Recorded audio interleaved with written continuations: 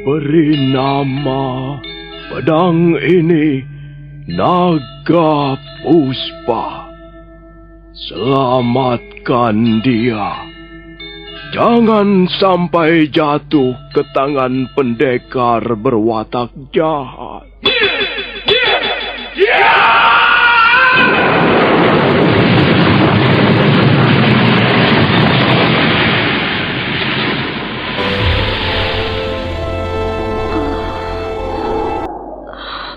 Kakang Kamandanu, kau masih juga tidak percaya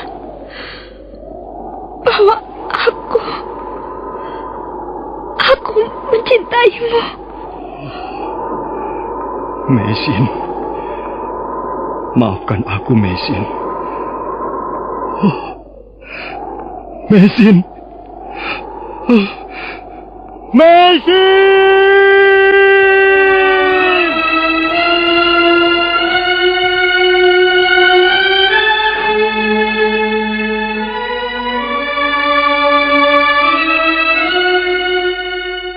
Tutur Tinula.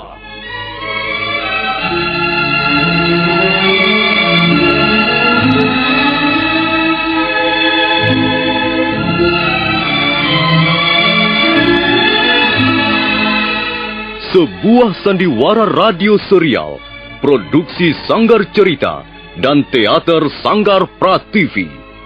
Sebuah kisah dengan latar belakang sejarah runtuhnya Singasari dan berdirinya Kerajaan Majapahit.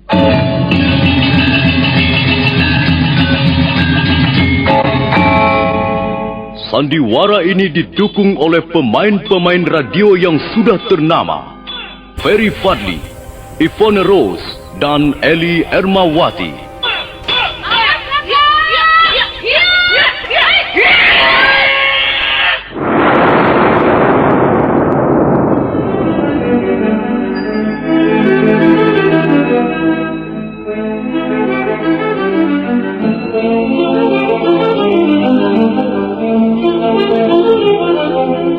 Cerita ini ditulis dan diolah oleh S. Tijab, hiasan musik dan sutradara C. Ispriyonoka. Kali ini mengetengahkan episode ke-12 dengan judul Naga Puspa Resena.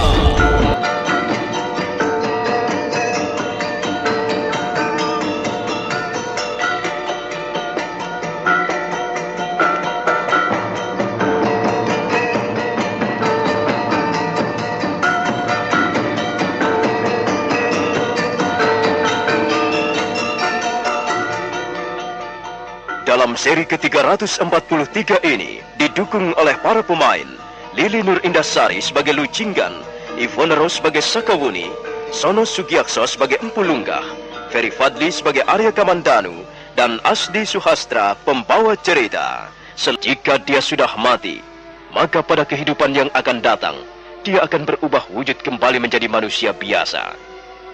Sakawuni memang melihat keanehan pada tingkah laku binatang buas itu. Sepertinya dia dapat mengerti tentang tata cara kehidupan manusia. Benar, Kakak Uni. Agaknya Jamantara tidak senang kita membicarakan perihal dirinya. Wajahnya kelihatan murung, adik lu. Dan tiba-tiba saja dia bangkit lalu melangkah pergi. Begitulah Kakak Uni. Itulah sebabnya dia dinamakan Jamantara. Jamantara artinya kehidupan di masa-masa yang lalu. Sungguh-sungguh suatu cerita yang aneh dan tidak mudah untuk dicerna oleh akal sehat. Itu tergantung dari keyakinan kita masing-masing, Kakak Uni. Ada yang mau percaya, ada pula yang tidak. Tapi bagiku Jamantara sudah menjadi seperti anggota keluarga kami. Dia seperti saudara kandungku sendiri. Dan aku seringkali berhutang budi padanya. Beberapa kali Jamantara telah menyelamatkan jiwaku dari mara bahaya. Seringkali aku berpikir bahwa Jamantara jauh lebih mulia hatinya dibandingkan dengan manusia biasa. Dia jujur, dia berani, dia bertanggung jawab. Dia tahu mana yang baik dan mana yang buruk. Dan dia rela mengorbankan jiwanya demi keselamatan kami.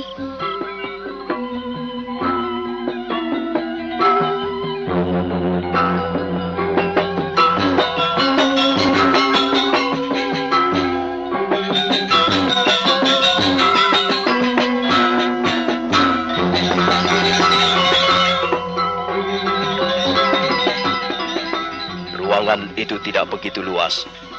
Ukurannya kurang lebih 4 kali 6 depa. Di ruangan yang terletak di belakang pondok itulah biasanya Empu Lunggah duduk bersemedi. Malam sudah agak larut ketika Empu Lunggah membawa Arya Kamandanu memasuki sanggar pamujan. Arya Kamandanu duduk bersila di atas tikar pandan yang anyamannya agak kasar. Sesaat lamanya mereka berdiam diri, sehingga suasana di dalam ruangan menjadi hening. Empu Lunggah kemudian meraih sebuah gulungan rontal. Coba Nger, saya membuat beberapa buah lukisan. Dan saya ingin Angger Kamandanu mengamatinya dengan seksama. Saya ingin tahu, apakah lukisan-lukisan saya ini ada kemiripannya dengan garis-garis yang Angger lihat di atas lempengan-lempengan batu? Baik, Bapak Lunggah. Bagaimana dengan lukisan ini, Nger? Tepat sekali. Persis sekali, Bapak Lunggah. Lukisan ini persis sekali dengan garis-garis yang terdapat di atas 4 lempengan batu yang pertama. Apakah Angger Kamandanu tidak salah lihat? Tidak, Bapak Lunggah. Saya yakin bahwa lukisan ini sama persis dengan garis-garis di atas lempengan batu. Iya, saya dapat memastikannya, Bapak Lunggah. Sekarang saya justru dapat mengingat kembali garis-garis di atas lempengan batu yang sebagian besar telah saya lupakan. Kalau tidak salah, lukisan Bapak Lunggah ini ingin memperlihatkan bentuk-bentuk cakar naga. Benar, Nger. Coba perhatikan baik-baik. Bukankah garis-garis ini jika dihubung-hubungkan, maka hasilnya akan menjadi gambar cakar naga? Benar, Bapak Lunggah. Kalau ini, bagaimana dengan lukisan yang ini, Nger? Nah, lukisan ini pun sama persis dengan garis-garis yang terdapat di atas 4 lempengan batu yang kedua. Bukankah lukisan ini ingin menunjukkan kalimat-kalimat jurus ekor naga atau petit naga? Benar, Nger. Memang lukisan-lukisan ini berbicara mengenai jurus-jurus petit naga. Nah, sekarang yang ini Nger. Ini sudah jelas, Bapak Lunggah. Lukisan ini jelas menggambarkan tentang kalimat-kalimat jurus Raja Naga. Demikianlah yang pernah dijelaskan oleh Paman Wirot kepada kami. Apakah penjelasan itu cukup mengandung kebenaran, Bapak Lunggah? Benar, Nger. Apa yang telah dijelaskan oleh pamanmu Wirot semuanya benar. Ke-12 lempengan batu itu memang merupakan harta kekayaan yang tidak ternilai harganya. Karena di dalamnya terkandung ilmu yang sekarang ini sudah langka. Ilmu kanuragan naga puspa ciptaan guru kami, Empu Sasi, memang tiada bandingannya di dunia ini. Ilmu ini sangat tinggi. Jarang sekali para pendekar mampu mendalaminya secara sempurna. Nah, Angger Kamandanu, sekarang dengarkan. Apa yang telah disampaikan Paman Wirot memang sudah cukup benar.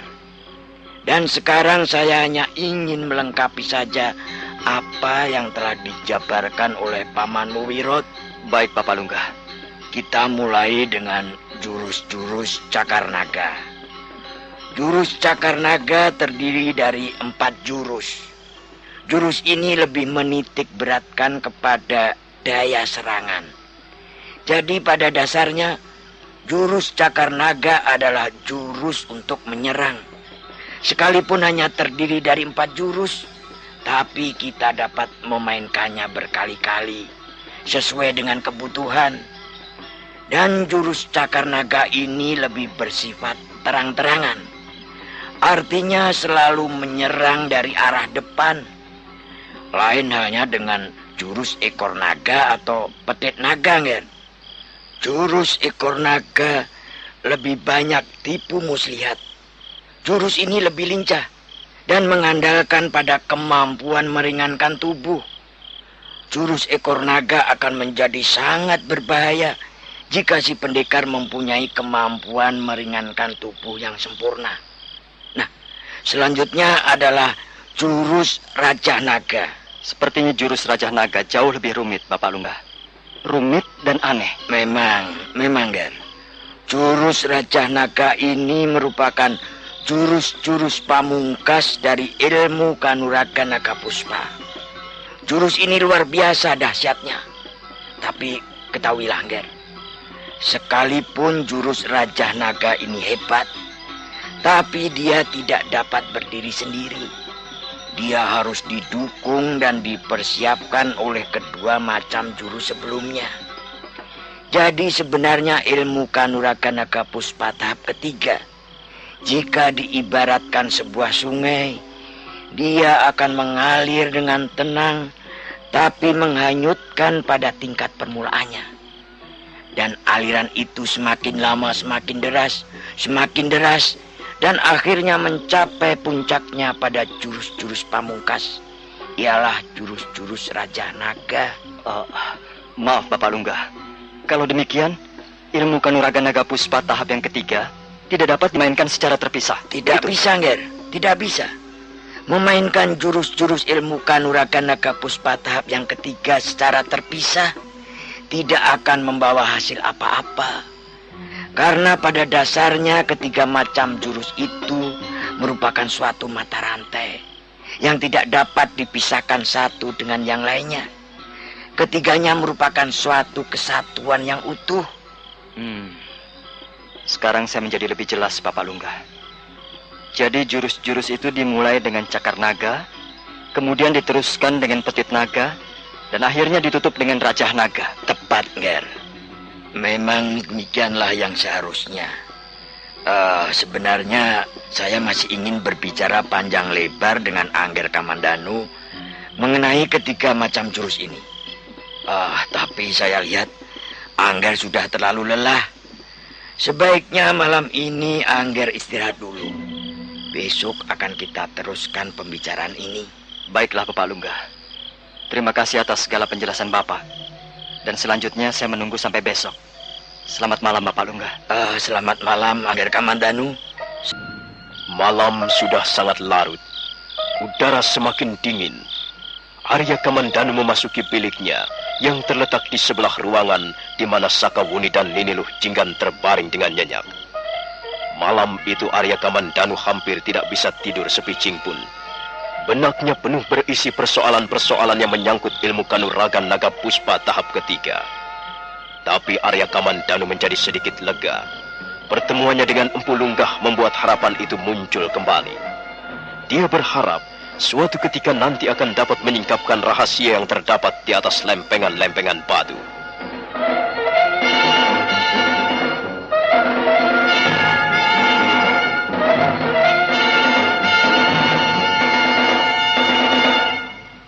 Keesokan harinya, Arya Kamandanu terbangun kesiangan. Dia buru-buru membersihkan badannya di pancuran air yang terletak di belakang pondok. Sakawuni bergegas menemuinya di halaman. Pencipta ilmu Kanuragan Naga Puspa ini adalah Empu Sasi. Benar, Nger. Memang beliaulah yang menciptakan ilmu Kanuragan Naga Puspa ini. Baik tahap yang pertama, kedua, ataupun ketiga. Empu Sasi adalah guru kami. Sebenarnya murid-muridnya berjumlah lebih dari 40 orang. Tapi murid-murid yang dianggap berbakat cuma 3. Pertama adalah saya sendiri. Kemudian Empu Ranubaya. Dan ketiga adalah Empu Hanggareksa, ayahandamu. Dan di antara kami bertiga, rupanya yang paling berbakat mendalami ilmu Kanuragan adalah saya sendiri, Nger. Bagaimana dengan Paman Ranubaya, Bapak Lungga? Pamanmu Ranubaya juga cukup berbakat. Tapi sebenarnya dia lebih berbakat untuk mendalami ilmu-ilmu pembuatan senjata. Itulah sebabnya Empu Sasi, guru kami, menurunkan seluruh ilmu Kanuragan Naga Puspa hanya kepada saya. Memang kami bertiga memperoleh pengertian-pengertiannya secara lengkap, baik tahap yang pertama, kedua, ataupun yang ketiga. Pamanmu Ranubaya juga tahu tentang seluk-beluk ilmu Kanuragan Naga Puspa tahap yang ketiga. Demikian pula ayahmu. Tapi guru tidak pernah memberikan kunci-kuncinya kepada mereka. Pamanmu Ranubaya hanya menguasai ilmu Kanuragan Naga Puspa sampai tahap yang kedua saja, Nger. Sedangkan ayahmu hanyalah menguasai tahap yang pertama saja. Lalu bagaimana dengan lempengan-lempengan batu itu, Bapak Lungga? Bagaimana Paman Ranubaya dapat melukiskan garis-garis ilmu Kanuragan Naga Puspa tahap yang ketiga? kalau memang Paman Ranubaya tidak pernah memperoleh ilmu itu dari Empu Sasi. Pamanmu Ranubaya hanya bisa melukiskan garis-garisnya saja, Nger. Tapi dia tidak akan mampu menjabarkan apa sebenarnya isi di balik garis-garis itu. Memang benar, Bapak Lungga. Garis-garis itu memang sangat aneh bentuknya. Dan sampai sekarang pun saya masih belum mampu memahami secara keseluruhan. Sepertinya ada sesuatu yang bersifat sangat rahasia. Itulah, Nger. Ilmu Kanuragan Naga Puspa tidak dapat diamalkan ataupun dibaca secara lahiriah. Ada sebuah ungkapan berbunyi demikian. Ilmu kelakone kanthi laku. Artinya ilmu tidak dapat dipahami secara sempurna jika tidak dilaksanakan. Hanya dapat membaca saja, hanya memahami pengertian-pengertian luar saja, belum cukup, Nger. Tapi jika seseorang dapat melaksanakannya, barulah ilmu itu merasuk ke dalam dirinya. Manjing ono sakjroning kalbu. Artinya ilmu itu sudah merasuk ke dalam diri si pendekar. Merasuk sampai ke tulang sumsumnya, sampai ke urat-urat darahnya, sampai ke daging kulitnya, sampai ke dasar sukmanya. Dan itulah yang tidak dapat dicapai oleh Pamanmu Ranubaya. Dengan kata lain, hanyalah Empu Sasi sendiri yang mampu memperoleh tingkatan yang sempurna. Apakah benar demikian, Bapak Lungga? Benar, Nger. Guru Sasi adalah pencipta ilmu ini. Guru adalah penemunya. Karena itu sudah sewajarnya kalau guru menguasainya secara mendalam dan sempurna. Sedangkan kita, murid-muridnya, barangkali hanya mampu menguasai sepertiga atau separuh bagian dari keseluruhan ilmu itu. Mengapa bisa demikian, Bapak Lungga? Bukankah manusia diciptakan sama oleh Yang Maha Kuasa? Ya, memang benar, Nger. Pada dasarnya manusia diciptakan sama. Juga pada dasarnya manusia mempunyai kekuatan yang sama besarnya. Tapi mereka menjadi berbeda karena kesempatan atau nasib. Nasib manusia tidak sama antara yang satu dengan yang lainnya. Contohnya adalah saya sendiri, Nger. Sekalipun bertahun-tahun saya melatih ilmu Kanuragan Naga Puspa tahap yang ketiga ini, namun tahap pencapaian saya masih belum juga sempurna, Nger. Masih saja ada kekurangannya. Oh, saya masih belum bisa mengerti, Bapak Lungga. Nampaknya ilmu Kanuragan Naga Puspa ini aneh sekali. Saya kira Angger Kamandanu perlu membuktikan kata-kata saya ini. Sekarang ikutlah saya, Nger. Baik, Bapak Lungga. Nah, Nger, barangkali Angger masih dapat mengingat sebagian besar dari lukisan-lukisan tadi. Lukisan-lukisan tadi merupakan kalimat-kalimat jurus. Sekarang cobalah Angger memperagakan jurus-jurus itu di depan saya. Mulai dari cakar naga, kemudian petit naga, dan akhirnya ditutup dengan raja naga. Baik, Bapak Lungga.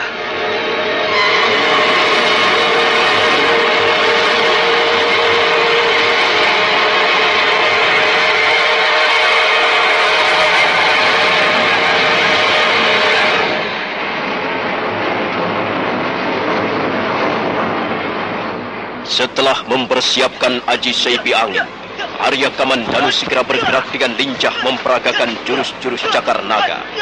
Untuk sesaat lamanya dia terseret oleh arus gerakan-gerakan jurus cakar naga. Saat berikutnya, dia terseret arus jurus-jurus petit naga. Arya Kamandanu merasakan dirinya dibuang ke sana kemari oleh tenaga-tenaga gaib yang susah dikendalikan. Dan pada saat berikutnya, Arya Kamandanu sudah menginjak ke jurus-jurus yang sangat berbahaya, yaitu jurus-jurus Raja Naga. Arya Kamandanu sebelumnya sudah pernah mencoba jurus-jurus itu. Dan kali ini pun dia seperti terseret oleh arus yang sangat kuat. Arus kekuatan gaib yang ditimbulkan oleh gerakan-gerakan Raja Naga. Arya Kamandanu berusaha untuk melawan arus itu. Namun nampaknya usahanya sia-sia belaka. Dia bagaikan dilempar ke kiri ataupun ke kanan. Bagaikan diombang-ambingkan oleh gelombang lautan. Dia menjadi merasa kecil, tak berdaya. Kekuatannya seperti tersedot habis dan tubuhnya menjadi lemah. lemah dan semakin lemah. Tolong Bapak Lungga, tolonglah saya tidak dapat menghentikannya. Tolong Bapak Lungga.